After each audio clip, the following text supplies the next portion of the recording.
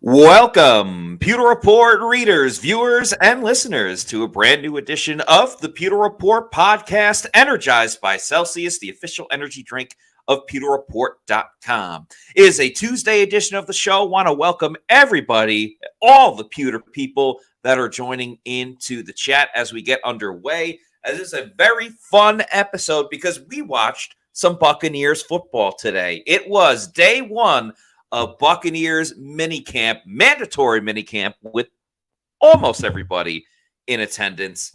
Pewter Report was there live on the scene to break it all down, and that's what we're going to do on today's show.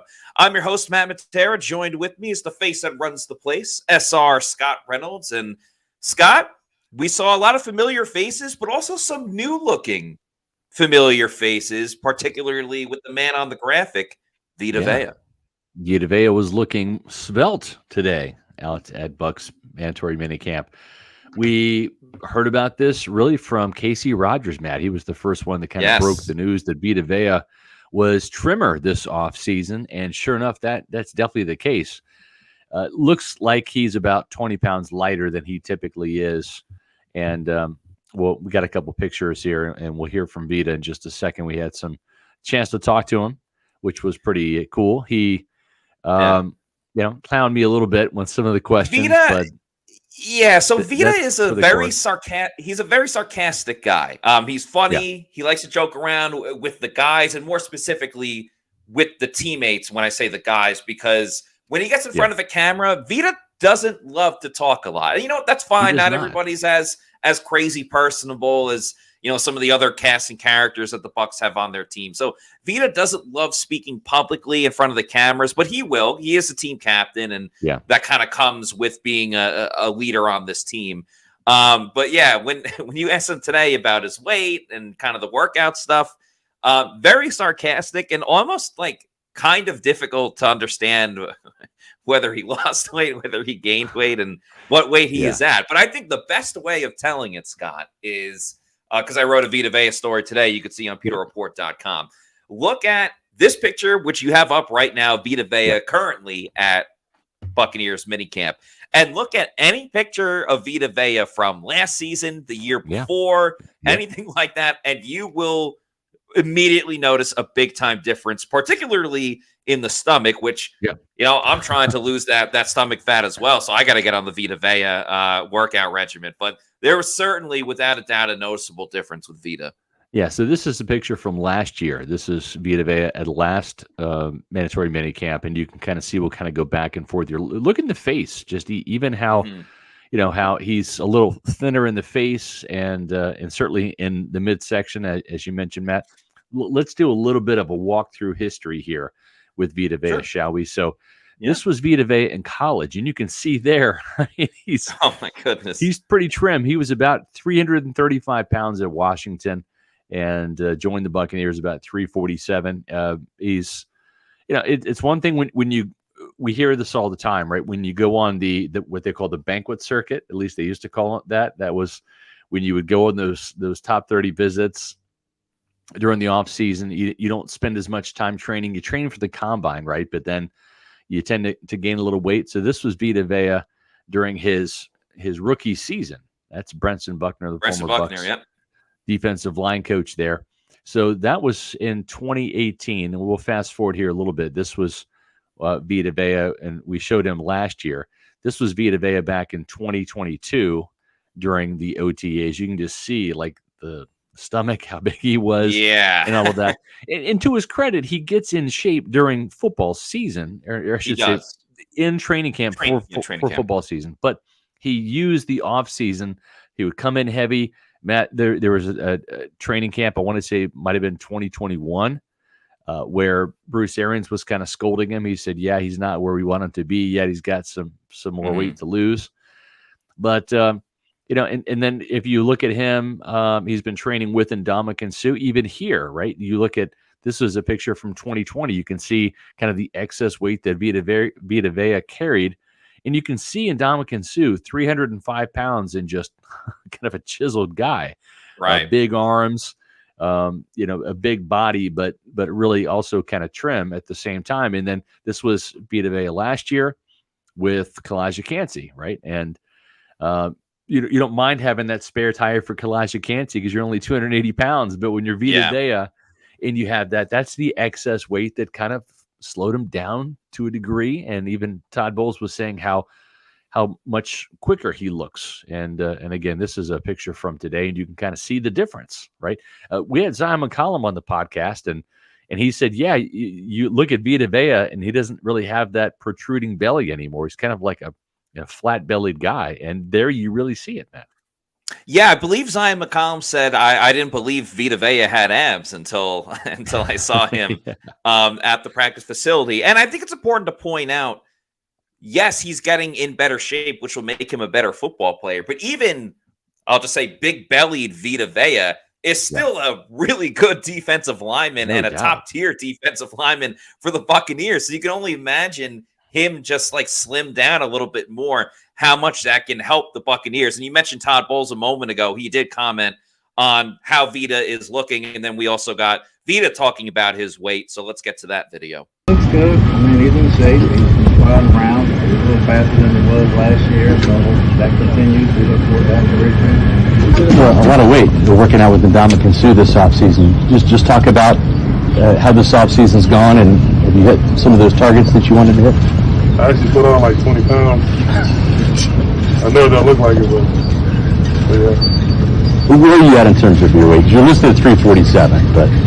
So I'm at? You're at 347? Yep.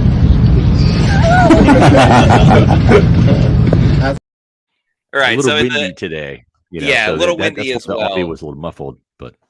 Yeah, so for those that maybe weren't able to hear, Scott asked him the second part of it of like, it says you're listed at 347. Like, what are you actually at? And he said, that's what I'm listed at 347. And that goes into the sarcasm of Vita Vea and saying that he put on 20 pounds. Likely not the case, but, that's what Vita's telling us. So it's kind of all we can really go on. And, of course, the other coaches and other players that we've spoken to, as we mentioned. But I also felt it was very interesting. I would say the other big story pertaining to Vita Vea was talking about working out with Ndamukong Suh. So Ndamukong Suh was no longer playing. He last played actually for the Eagles on that Super Bowl team 2 seasons ago, signed later in the season. But Ndamukong Suh has always been very regimented. Longevity was big in his career, obviously for his position. Never missed a game for the Buccaneers in the 3 years that he played for the Bucs from 2019 to 2021. Of course, winning a Super Bowl with Vita and the Bucs in 2020. But I think people kind of forget about not Ndamukong Suh and what he did for the Bucs and in his career. But I still think there are a lingering amount of people that think of Ndamukong Suh and kind of like how he was a wild man in the beginning of his career with the Lions and getting suspended a little bit and kind of like flagrant penalties, personal fouls with the Lions. Ndamukong Suh, as he got older and matured and continued to still be a fantastic defensive lineman and one of the best D linemen in his era when he was playing, he became a huge mentor to many players, especially guys on the Bucs and specifically Vita Vea, not just with like workout regimen and becoming a better football player, but Scott, I believe you coined the nickname Financial Kong Suh for what Ndamukong Suh has done in the business aspect of things and kind of just guiding players and how to work their money the right way and in all things of that nature. But anyway, to bring it full circle, Vita went out to Portland, Oregon, where Ndamukong stays a lot of the time and worked out with him for 2 weeks, got a lot of advice from Ndamukong about, the business side of things. But obviously, I would imagine kind of slimming down and working out together and having that longevity as a defensive lineman because Vita Vea is kind of getting closer to that. And, they were great 29. friends they were great friends as teammates on the Buccaneers. And that bond's only grown stronger since Ndamukong has stopped playing. And, their families hang out all the time when they're in the same city. Obviously, the Suhs travel a little bit more because he's not playing on an NFL team. But, it was cool to see that mentorship and that friendship continue to blossom for years now. And I think it'll really just help Vita Vea a lot more this season specifically. Yeah, I think so. And Jason Light broke the news on our podcast that Vita Vea was working out with Ndamukong Suh, and not just that, but that he felt like he let the team down a little bit in that loss to the Lions and back in the divisional playoff games. And so at age 29, right, you're still in your prime. You're not quite in the twilight of your career, but you're getting close to it. And you look at a guy like Ndamukong Suh, and remember, Matt, this was kind of like a big momentous move when the Buccaneers, and I say the Buccaneers, really Jason Licht's decision. It was almost like a unilateral decision. Yeah. He did have Todd Bowles, who was the defensive coordinator at the time, and Bruce Arians sign off on it. But Jason Licht wanted Ndamukong Suh instead of Gerald McCoy. And what I mean by that was McCoy was starting to break down physically. And we certainly saw that after he left Tampa, right? Yeah. Carolina, he went to Dallas and got hurt, went to the Raiders and got hurt. I mean, didn't even play the last couple seasons because he had serious injuries. And now he's done. But with Ndamukong Suh, I remember talking to Jason about that, and he said, the thing is Gerald's got a lot of wear and tear on his body. And Ndamukong Suh has only missed games because of suspensions. He's never missed a game due to being injured. Yeah. And some guys just have a knack for staying healthy, and some guys just prepare better so that they stay healthier. And whatever it was with Suh, it worked. And Vita's trying to tap into some of that magic now. And certainly he feels it at 29. And when you're a big man and you're, in excess of 350 pounds, and you get the foot injuries and the toe injuries and the groin injuries, some of these soft tissue and lower body injuries, it might be because of that excess weight. So shedding some of that, smart by Vita Vea. And as Ndamukong Suh pretty much blueprinted for everybody, he was a chiseled 305 pounds. He wasn't like a big 330-pound guy. Right. The Buccaneers have had bigger guys like that. Chris Baker comes to mind. Akeem Hicks comes to mind. Vita Vea comes to mind. But it's just a big chiseled 305-pound guy in Ndamukong Suh, plenty strong, big enough, hard to move. And, and now kind of setting that good example for Vita Vea. And it's not just about extending your career. It's about extending your prime, Matt. Yes. Imagine if Vita Vea ends up playing till he's 33 or 34. That's another 4 or 5 years. But imagine if that was still prime Vita Vea. In other words, you don't just get 2 more years of prime Vita Vea, and then at 31, he starts to slide downhill in terms of his effectiveness. So imagine if you got another year or 2 out of Vita Vea in his prime, that might coincide and be a catalyst for another Super Bowl in a couple of years, Matt. Absolutely. And it could set up Vita Vea too, maybe not necessarily to get another gigantic contract, but if you show that you still have a good enough level left of juice in the tank, you could have like an Ndamukong Suh career towards the end of Suh's career where it's like, hey, he's not the incredible all-pro player he once was, but hey, he can fit into our defense. Hopefully it's still with the Buccaneers, but other teams out there, hey, we're looking for a rotational guy. Bam, Vita Vea, still a little bit left, but that's way down the road. And I also think Vea, how he's learning from Suh, in turn, he can relay some stuff to Kalijah Kancey as well. He's only year 2, and I think it's important to remember, it was a awesome dominant duo between Vita Vea and Ndamukong Suh when they were working together. Oh, yeah. But Suh was much older. Vita Vea in his career hasn't totally had the benefit of another just complete, fantastic defensive lineman. Now, Kalijah Kancey's not fantastic by any means just yet, but there's a lot of promise with what he did his rookie year, where if he can keep that up, that's only going to help Vita Vea as well. But we got a super chat to get to from Kyle Miller. Thank you very much, Kyle, for the $4.99 super chat. Something we are going to talk about as well on today's show. Who says Randy Gregory seems to be bringing drama with his absence and lawsuit against the NFL. Not great for the locker room. Yeah, that's right.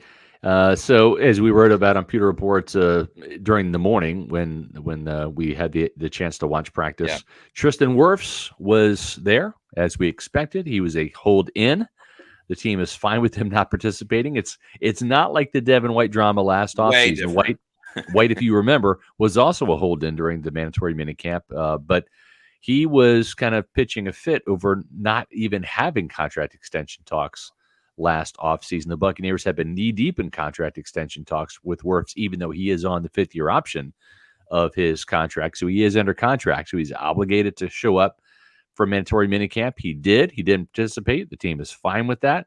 We'll see when this deal gets done, if it lingers into training camp or not. But Randy Gregory, who has not participated in any of the team's workouts, was a no-show. And Todd Bowles wasn't terribly happy about that. He called that an unexcused absence, which it was. Tried to do a little poking around today to find out why he wasn't there, if this caught the team off guard. I think the team was expecting him there. And that was not the case. So, I tell you what, who knows if Randy Gregory is going to be on this team, right, Matt? I mean, when you look at this, this is you're not off to a good start. You signed a 1-year, $3 million deal.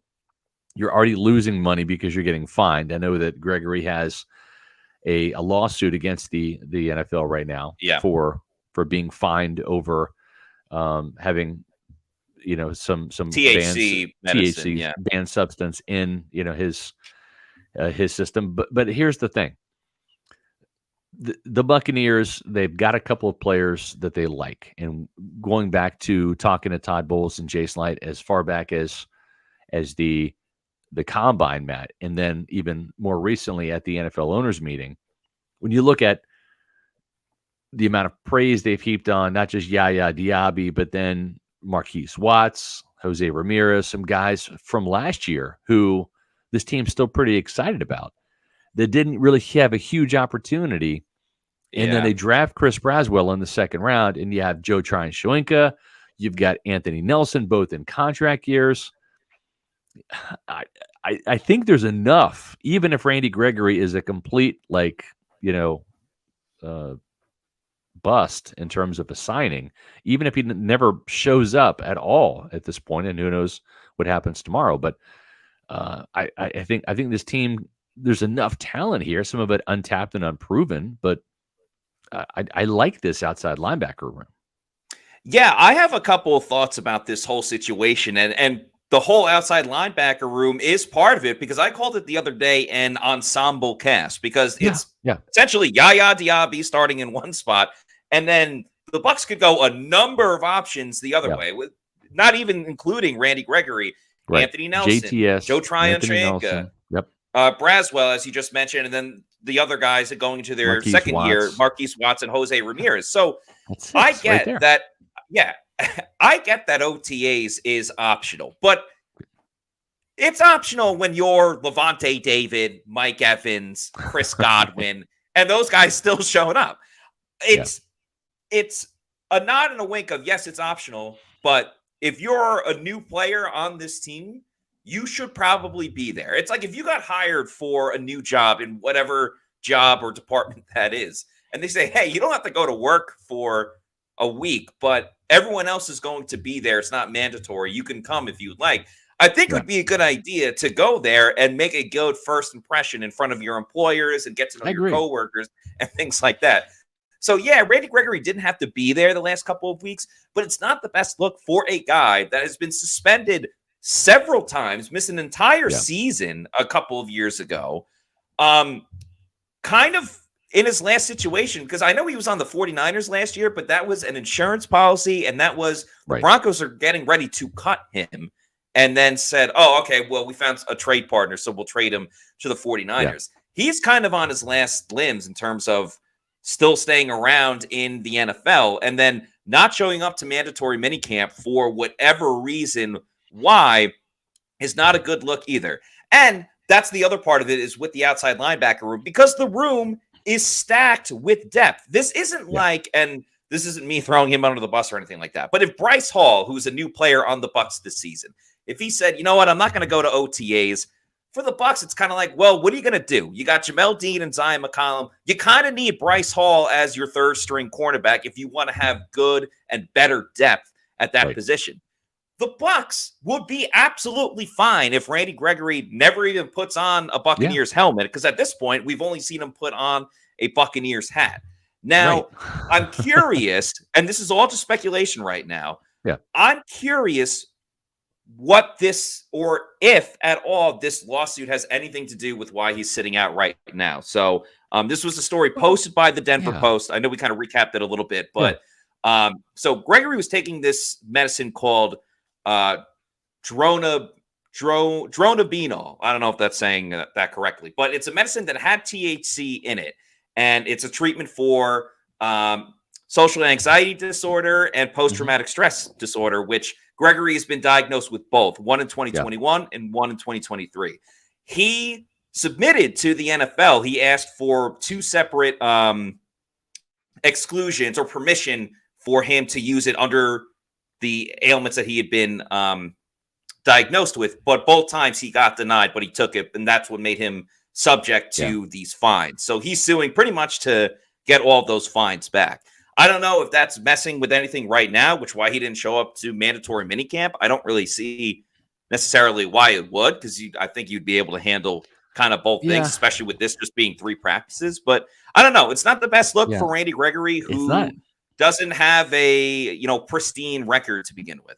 You're right, and I think the thing too is, I want to be sensitive, because mental illness is a serious thing, but yeah, absolutely, the Buccaneers don't need him. That's the thing. It's like if there's some sort of issue that he's going through where he's anxious about the lawsuit or reporting or whatever, it's like, okay, well, deal with that. Like, don't play football. We don't need you.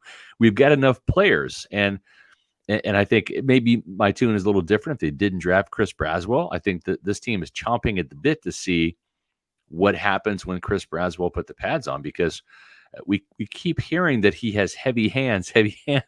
Yeah. And all he's doing is just destroying bags in training camp right now. And when you're playing patty cake, right, because it's no contact, but when you have the offense and defensive lines get together, I mean, you can ask Tanner Towla, like that very first practice, he got rocked to the ground just from those heavy hands that Chris Braswell has. So I think this team is in really good shape, and unless Gregory comes in and really stars, I wouldn't want him to come in and just be a depth guy to take away a roster spot for a guy like Ramirez, who's put a lot of work in on his body. He looks completely different than he did as a rookie, where he got rid of the pudginess, and he looks like a serious football player. Marquise Watts was impressive looking last year.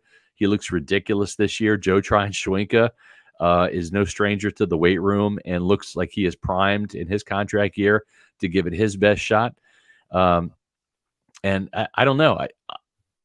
I have this gut feeling that I could see Marquise Watts and Yaya Diaby be the starters at outside linebacker this year, with Chris Braswell coming in as a rotational player, as kind of that third guy, right, with JTS as the fourth guy. We know that they're going to rotate him, but I mean, I could see Marquise Watts really coming up to the forefront and almost being a starter, with Braswell learning as a rookie and maybe eventually pulling a Yaya Diaby and becoming a starter later in the year. So, I mean, this team's got 4 or 5 really good guys, and I want to see more of Ramirez. That would be guy number 6. So where does Randy Gregory fit into the whole thing? So you don't want to play football? You don't want to show up? Fine. Stay home.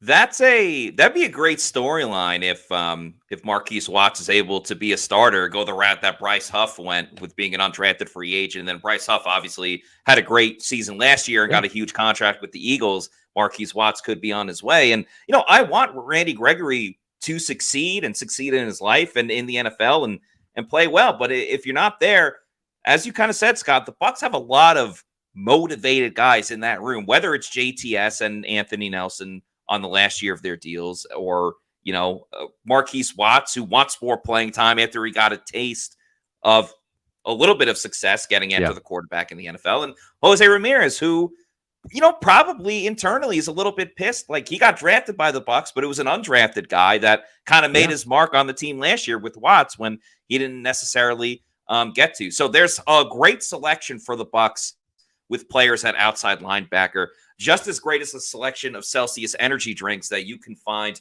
all over the continental United States.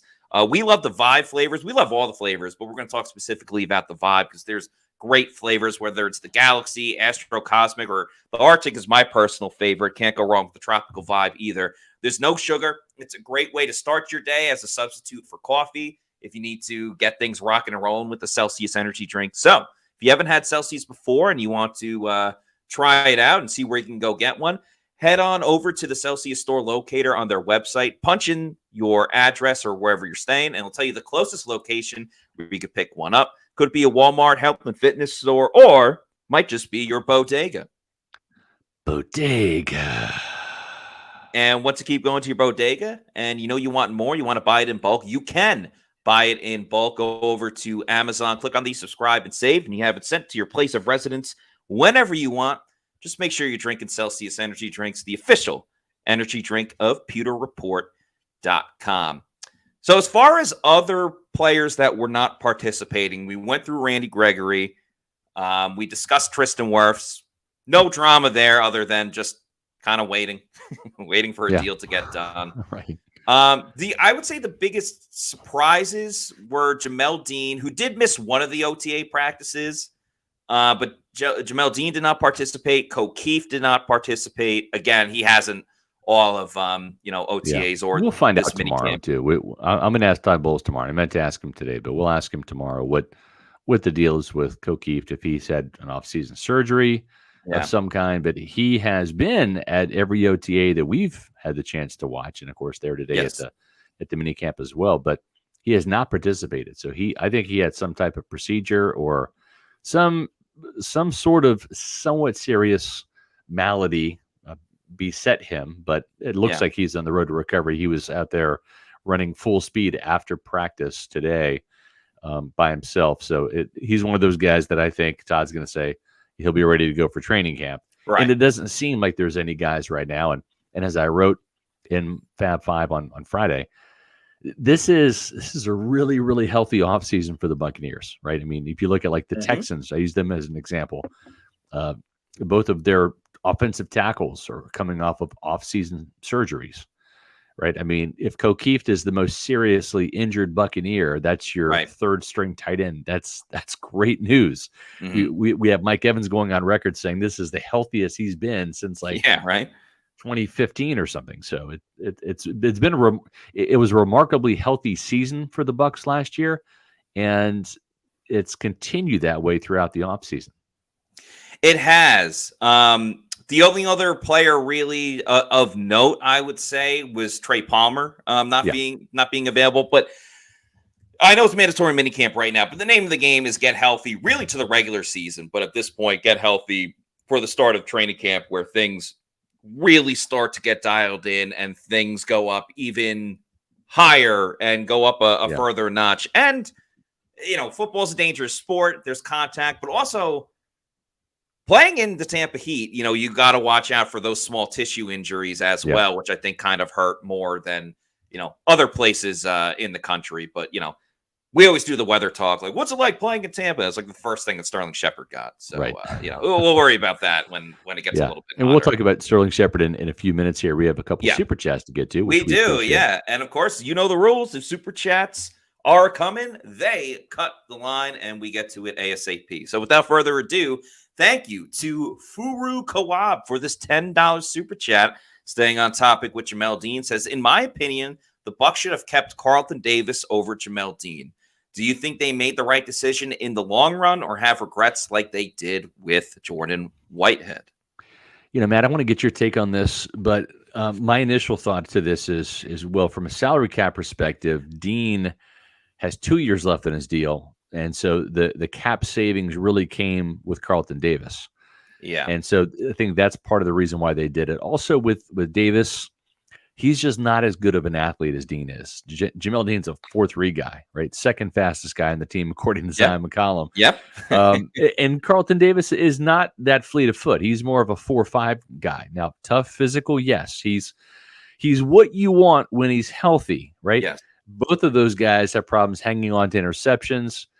At least with Carlton during that Super Bowl season, came away with 4. So that was a career high. Jamel Dean, he's the most he's had in a season was 2, and that came in the same game. Jamel Dean picked off Jameis Winston twice in week 2 a couple of years ago. So for me, I would keep Dean because he is the better athlete. And then from the salary cap standpoint, if all things are equal, I think I'd still keep Dean. And I think, Matt, what this team wants to see is Jamel pay close attention, which I think he has. Hey, oft injured, drop interceptions, cost a lot of money, and you're gone, right? And it's kind of like Jamel Dean reading the tea leaves saying, wow, man, if I check those boxes, I'm going to be gone next year. So I think that this hopefully to Jamel Dean serves as a wake-up call to live up to his vast athletic potential. Train those muscles that you really maybe haven't been training, that Dean kind of told on himself. And he said, yeah, I really haven't been doing all the little extras that I'm doing now this year. So I think that this team made the right decision. And now with Jamel, it's just catch the ball, like Kevin Ross says. Right, yeah. Kevin Ross famously has been texting Jamel Dean that up until minicamp right now. So to answer this, and I appreciate the super chat, I think it's a really good question. Because of the contract and the financial situation, it's the right move to keep Jamel Dean and trade Carlton Davis, because it opened up a lot more money for the Buccaneers. Yeah. Now, you pick Jamel Dean if everything was equal. I would actually pick Carlton Davis if everything was equal. And you're absolutely right. Jamel Dean is the more athletic cornerback. But to me, I love Carlton Davis has that dog mentality. Yeah. That in your face, I'm going to beat you. I'm going to beat you over and over and over again. Now, that's why I think we've seen Carlton make some more plays during his time with the Buccaneers, most notably last season. That's why we've seen some great moments when he shut down DeAndre Hopkins years ago, or even last season against the Titans. When he had that great game against Jamar Chase, the Bucs ended up losing to the Bengals, but he played great against Jamar Chase. Jamel Dean, on the other hand, I don't know if he's necessarily had a big shutdown game. He's an athletic corner, and he's way more consistent. And I think Carlton, that's why you'll see, the boom games, like I just mentioned against Jamar Chase, but you'll also see the bust games where infamously when the Bucs in 2020, when they lost in the regular season to the Chiefs, Tyreek Hill was piecing out everybody. Yeah. Jamel Dean did not play in that game. So a lot more of the onus was on Carlton Davis. Jamel Dean came back was obviously healthy for the Super Bowl. Yeah. Wasn't just because Jamel Dean was in the lineup that the Bucs did great, but it certainly helped. You look at that Texans game, Carlton Davis, that was probably his worst game, definitely of last season, but maybe in his career. Yeah. There's a lot more boom or bust with Carlton Davis, but I will live and die with the boom plays of Carlton than Jamel, who maybe doesn't always make the splash plays, but he's not going to burn you like Carlton Davis did. It's really just a question of, do you want more consistency or do you want kind of bigger moments? And I would go with the bigger moments with Carlton Davis, but I think it's a great discussion of just interesting take, man. Two talented guys for sure. Let's keep the super chats rolling. Thanks to Meets McGee for this $5 super chat, who says, "Good day, sirs." Good day to you as well, Meets McGee. Do you guys? That felt like a Willington Prevalon moment. Exactly. Do you guys feel it's Willington Prevalon? Yeah, I hope he's still in the league. I know he went to Dallas last year. I don't know if he's still around though. Do you guys feel the national disrespect comes from the combo of Todd Bowles and Baker Mayfield? That's a good question. Yeah, I mean, I think Baker has been, disrespected, and he stunk in 2022, right? I mean, he was injured, right, and then in 2020, in 2021 he was injured with the Browns. Then he goes to Carolina. He injured his ankle, missed some time there, lost a starting job, and then went to the Rams. So he hasn't played that well, but I mean, his career is obviously on the upswing, and hopefully that pendulum keeps swinging in the direction that it's swinging right now for him. And I think with Bowles, what I love about the game of football is every game matters. This is not baseball where you can lose 10 games in a row or win 10 games in a row, and at the end of the season, it might not make a damn difference. And when you have that many, when you're playing over 100 games, kind of even the same way with the NBA and the NHL with the 82 game seasons, right? You can go on a wicked slump and all of that. If we're being honest, Todd Bowles, if he loses that game, Matt, in week 18 against the Panthers, he's fired. Yeah. They don't make the playoffs. He doesn't win the third division championship. He loses to the worst team in football to end the season. That is not good. And then he's 8-9 again, right? And who knows what happens? But they get a shutout. They won 9-0, and then they really took it to the Eagles. And the difference between 8 games and 10, or I should say 8 wins and 10 wins, is huge, right? Those 2 extra games were so important, and it changed the whole trajectory of this offseason for the Buccaneers.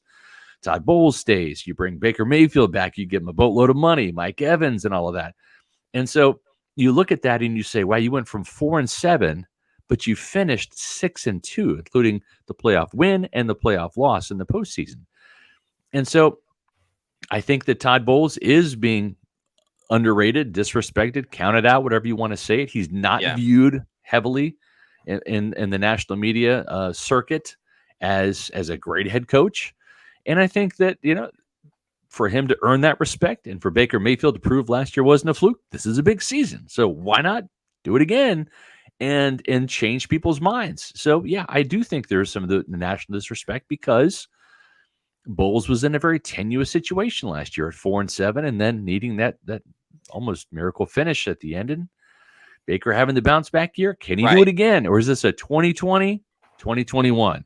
Yeah. 2023, 2024. Right. It's kind of like if the national media was betting against the Bucs. Last year, the national media was like, I bet you can't make the playoffs with Baker Mayfield and Todd Bowles. And they made the playoffs. And now the national media is like, all right, double or nothing. Right. Like, can you do it again? Yeah, exactly. Bet you can't do it again. And I feel like, and it's not even the fault of the national media, even though we've called them out for being horrifically wrong about the Bucs and their record prediction last year. Yeah. I don't think the national media knows exactly where to gauge the Bucs in terms of the amount of attention they should get. Because think about it. For years, we said Levante David, Mike Evans have been overlooked. Yeah. Well, yeah, but partially that's because the Bucs were just a bad football team that didn't make the playoffs for a decade. Now, when they became successful, what was the big narrative? Well, they signed Tom Brady and Gronk and a lot of other guys, but it started with Tom Brady. The Bucs could have won 2 games every season with Tom Brady. They still would have been the most talked about team because it would have been like, oh my God, like Brady versus Belichick. Clearly, Tom Brady needs Bill Belichick, but the Bucs still would have been talked about. So this is the first time in more than 10 years without Tom Brady that the Bucs have been good and have played in the postseason. And I don't think people totally know how to grasp it and understand it just yet. Now, to bring this back to Todd Bowles and Baker, and then we'll get to Payne Gusto's super chat. Baker is obviously very polarizing from his Heisman days in Oklahoma, even before that with Sterling Shepard.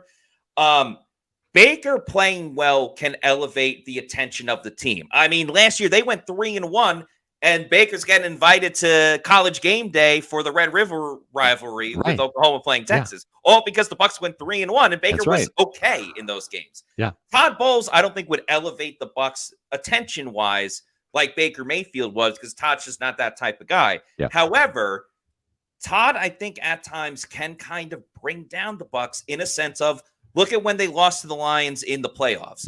The last thing that we were talking about wasn't that Baker threw an interception with the chance to tie the game up. It was Todd didn't call a timeout in a desperation situation where maybe if they missed the field goal, the Bucs could throw a Hail Mary. That was more of the storyline than Baker screwing up. So it's a combination of both. And to your point, it's like, gosh, as feel good as those last 2 weeks were of the season, right? When you're talking about that win against the Panthers, a shutout when Todd Bowles' defense needed it. They got it. Yeah. Baker was hurt that day. They go in there, they beat the Panthers 9-0.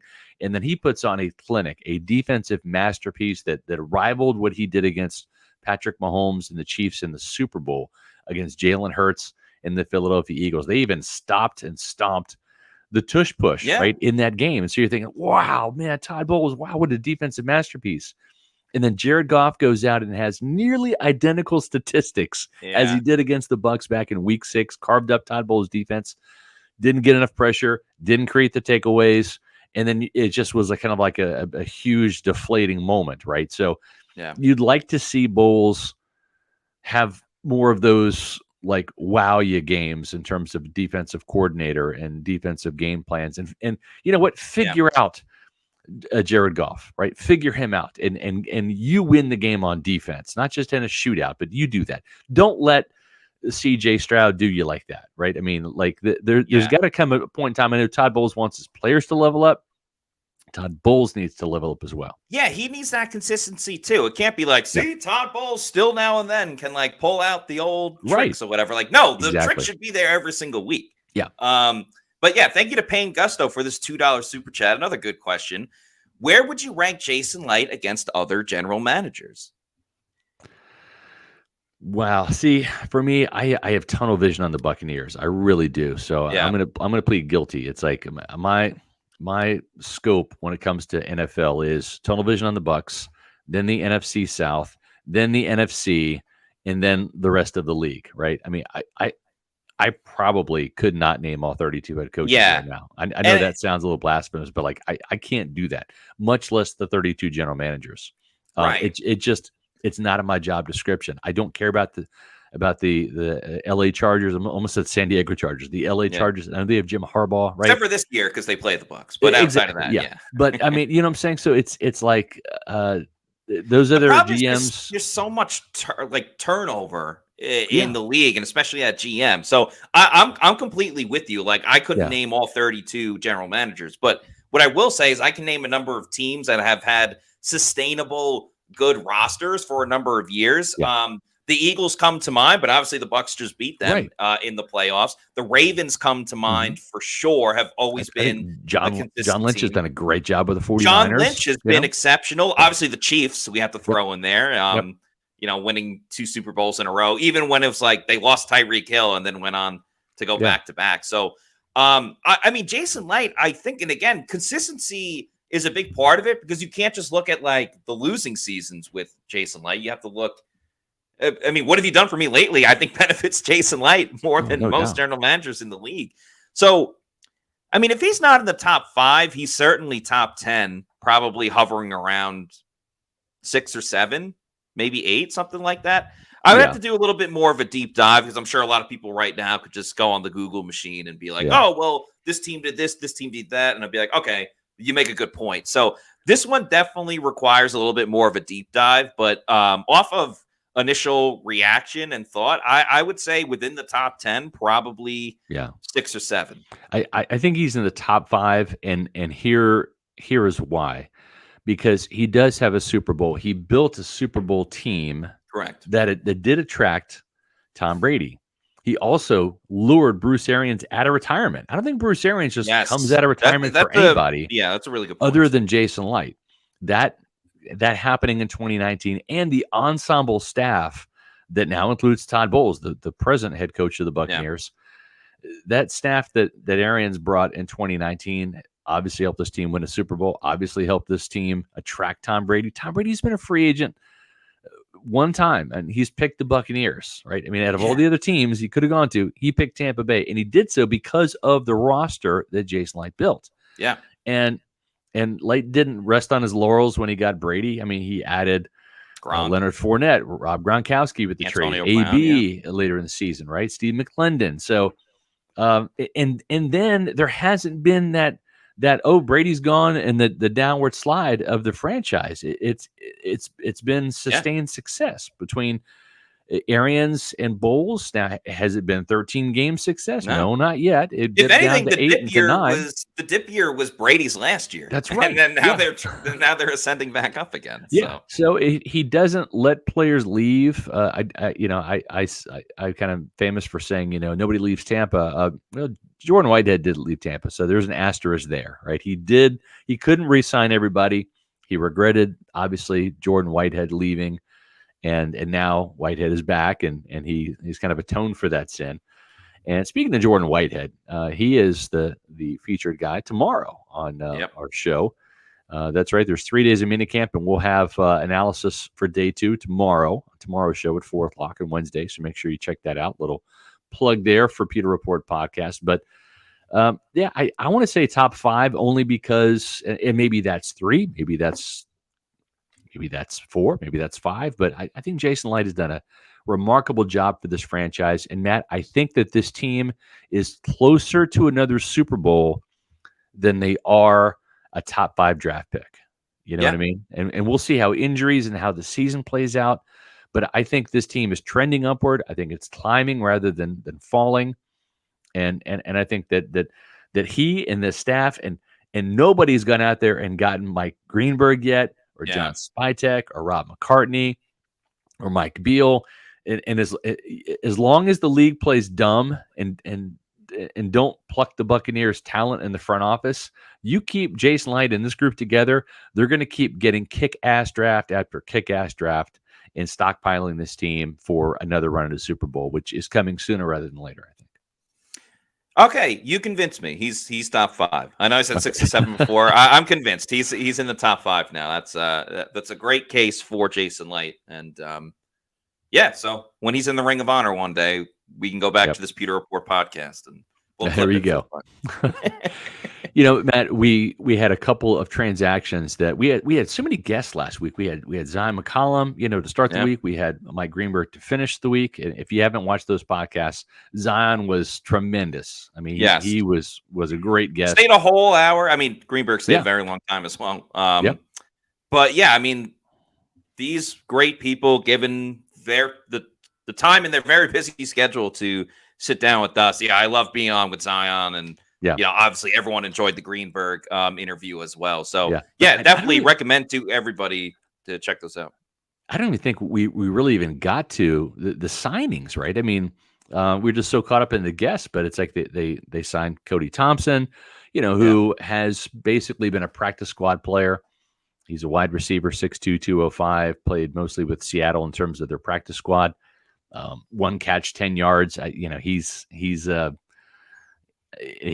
competition. We'll see how it shakes out. But really, the guy that this team is excited about right now is Sterling Shepard, who played with Baker Mayfield, got his first taste of Florida heat, if you can call it that today, Matt. It was actually overcast and breezy.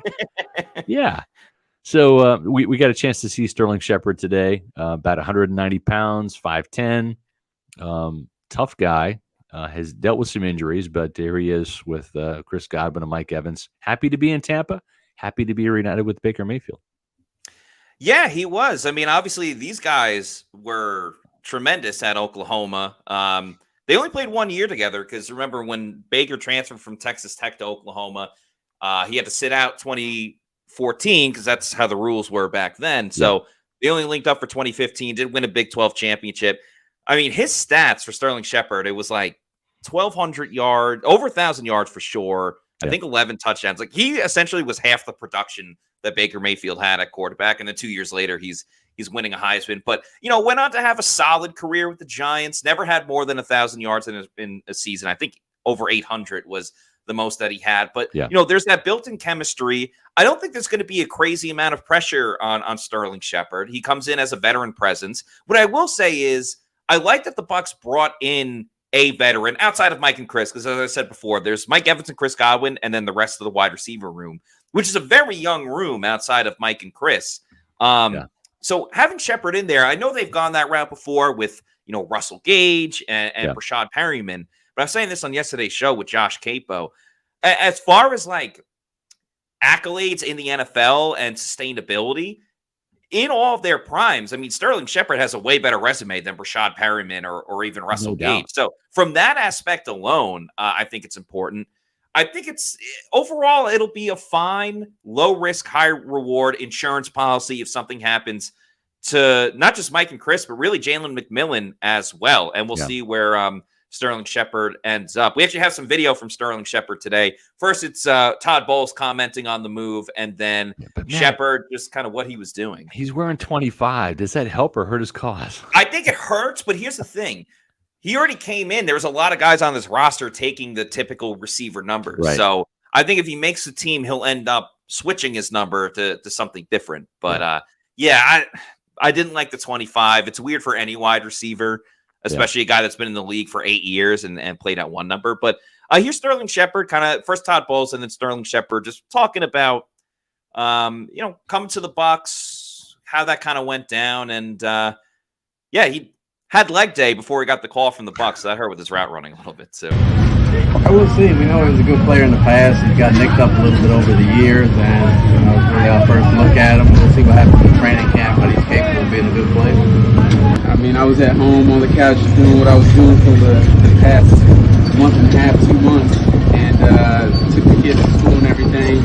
I actually did like a heavy lift that morning, saw Baker texting me. I put my phone down and continued my workout. And I hit him up later that day, and he was asking me how I was feeling. And I was like, man, I feel really good. Like, my body feels good. He was like, man, see if your agent gives them a call and see if they what they say. And sure enough, my agent called them. About 5 minutes later, they were like, can you fly in tomorrow for a workout? And I was like, I haven't been running any routes, but yeah, I'll go out there. So got out there when I strapped on the cleats. It all turned on for me, and just blessed to be here, blessed for the opportunity. No, it's super fun. I mean, I love playing with him in college.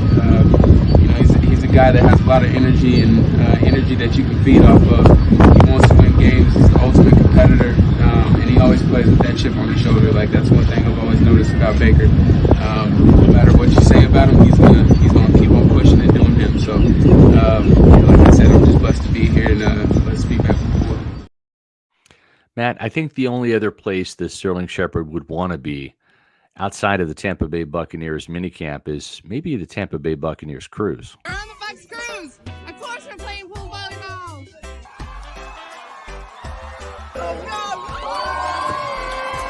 Hey, we on the Bucs cruise, of course. Anytime I say Tampa, they will say Bay.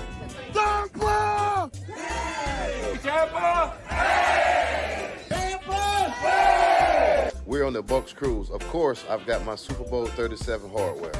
What do you think? We're on the Bucs cruise, and of course we had a pirate night. Arr! Arr!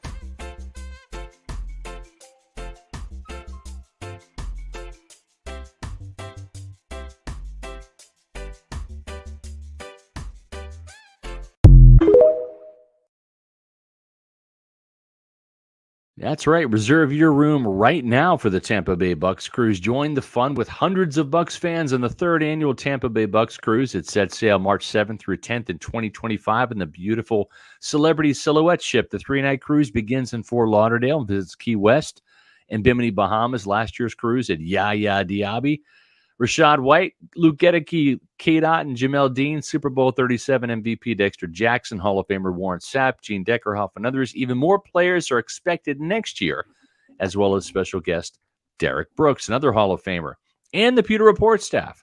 There will be players, opportunities for photos and autographs, a raise the flag sail away party, VIP parties with the players, special player interviews, a water volleyball challenge, Bucs trivia contests, fun games, and more. So reserve your cabin now for the 2025 Tampa Bay Bucs Cruise, where drinks, including alcohol, Wi-Fi, and tips are included with a $200 deposit per person. That's refundable until August 16th. Visit TampaBayBucsCruise.com, TampaBayBucsCruise.com, or you can call the number 1-800-975-7112.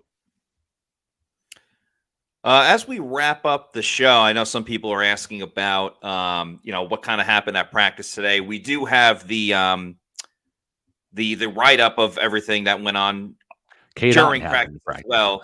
Yes, Cade Otton had a heck of a practice. He made several catches.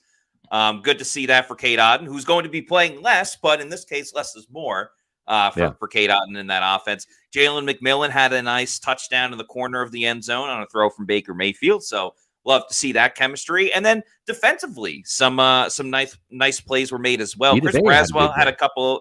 Yeah, Vita Vea and Chris Braswell were the two standout guys on defense. Yeah. A lot of speed from Braswell, which I know he's more known from as a power guy, but good to see him get off the edge. And yeah, Vita Vea did pretty good too. There was an interception by number 24. His name is slipping my mind at the moment because it's not Darrell Revis, but it's an undrafted free agent. I'll make sure I get that to everybody on tomorrow's show as well. But also, thank you to Meets McGee for this $2 super chat. Who said, "Wow, only 11 likes." Really, Peter? You're talking about Thunderberg, the rookie. Yes, Thunderberg. I knew it was like a cool last name. Thunderberg had an interception. Thunderberg, yeah. But anyway, thank you to Meets McGee for this $2 super chat. Only 11 likes? Really, Pewter Gang? That's right. Put those thumbs up. Please like. Please subscribe to PewterReport.com as well. As Nathan Elliott says, fill the boat, fill the boat.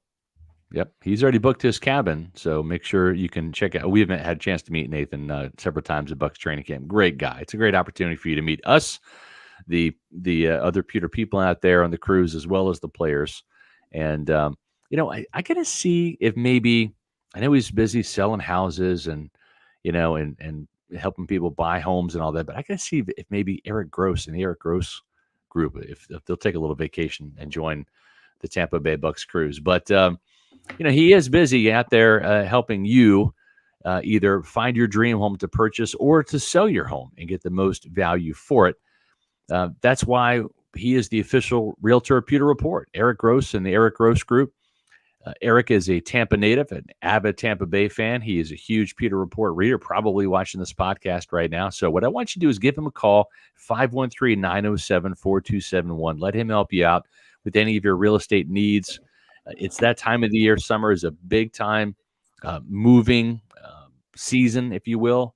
And you want him on your side. So make sure you draft Eric, sign him, trade for him, whatever you got to do. Get Eric Gross, the Eric Gross Group on your team when it comes to real estate. And you won't be disappointed. Check out their website, housesnfla.com, housesnfla.com. It's a great website. Has all their inventory, open house listings, and everything. Make sure you follow them on Facebook and also on Instagram, Eric Gross Group, and housesnfla.com. Great website. Eric's a great guy. And we appreciate everybody tuning in today for today's Bucs minicamp analysis. And we talked a lot about who was there and who wasn't there and who looked good. We'll get more into like the X's and O's tomorrow. But today was one of those days where we finally had a chance to see Vita Vea. We're hoping to see Randy Gregory. He was a no-show. Yeah. Tristan Wirfs was there. Sterling Shepard was also there. And we're going to have an extra long look at the players tomorrow in action. We'll try to get you more of that 11-on-11 detail that you want on tomorrow's show, and that's going to be at 4 o'clock Eastern time here on Pewter Report TV. We're over 14,200 subscribers and getting closer to 15,000 every day. Yes, we are. We cannot thank you guys and gals enough for your support. So we please ask, if you want to continue supporting Pewter Report, please follow us if you're not already doing so on all of our social medias on X, Facebook, and Instagram. And yeah, Pewter Report TV, please subscribe. Leave a comment to this video once the show is done. We got the podcast, a lot of great Pewter Pulses, reaction and opinion videos as well, things from practice, things from press conferences. We've been doing live looks at OTAs and now minicamp. That will continue the rest of the week. It seems like everybody has enjoyed it. So, yeah, if you're a fan of Pewter Report in any capacity, just a simple like, follow, subscribe. Takes 2 seconds. It's absolutely free. And, yeah, we really appreciate all the support. Yeah, it makes a big deal. We also got a new Pewter Pulse video I did today on Yaya Diaby and Elijah Cansey. And we'll talk about those guys tomorrow because here's like a little bit of a teaser. These guys have been hitting the weight room, man. I mean, Yaya Diaby's big. He's big. I asked him if he got any bigger. I texted him. I said, "Are you up to 270?" He's like, "No, I'm just a bigger 265 right now." I mean, he's a big dude. Elijah Cansey looks like he's put on some more weight. He'll be able to hold up against the run a little bit bigger. Logan Hall looking bigger at 295. We'll have to see what the year has in store for him. Interesting. Here's like a little bit of a snippet from today. That's Logan Hall running down on kick coverage. And look who's returning the ball. Yeah. On kickoff returns, Rashad White. So remember, this new special teams rule, the kickoff rule, it's more like an offense and defensive play than it is the traditional kickoff return because there's a line of scrimmage with those guys lining up 5 yards apart on the return side of the field. So we'll have more about special teams tomorrow as well as offense and defense, man. Yeah, a couple teasers for tomorrow's show as we break down day 2 of Bucs minicamp practice. So that's going to do it for us today. For Scott Reynolds, I'm Matt Matera saying thanks everybody for watching, and we'll see you tomorrow at 4 p.m. for another edition of the Pewter Report podcast. Out.